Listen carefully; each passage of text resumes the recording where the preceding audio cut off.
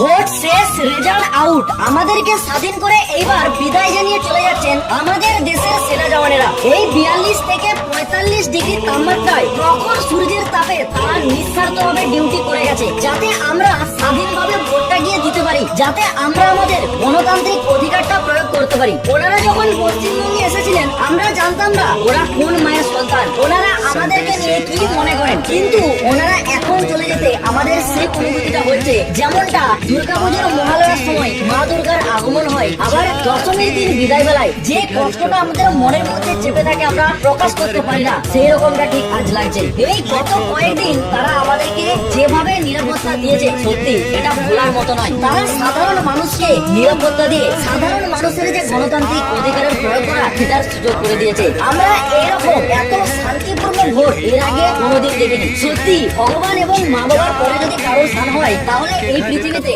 সেনাবাহিনী এবং ডাক্তাররাই হবে, কারণ তারাই মানুষকে নতুন করে জীবনদান দিতে পারে। আজ এই সেনাবাহিনীরা আমাদের পশ্চিমবঙ্গের প্রতিটা মানুষকে একটা নতুন জীবন দান করে আবার তারা নিজেদের জায়গায় ফিরে যাচ্ছে ভারত মাকে রক্ষা করার জন্য। সত্যি স্যার, স্যালুট জানাই আপনাদেরকে। আপনাদের এই 2026 সালের ভোটের নিরাপত্তা এবং বীরত্বের কথা আমরা যতদিন বেঁচে থাকবো আমাদের ভবিষ্যৎ প্রজন্মকে আপনাদের এই কথা শোনাবো। এটুকুই বলার ছিল।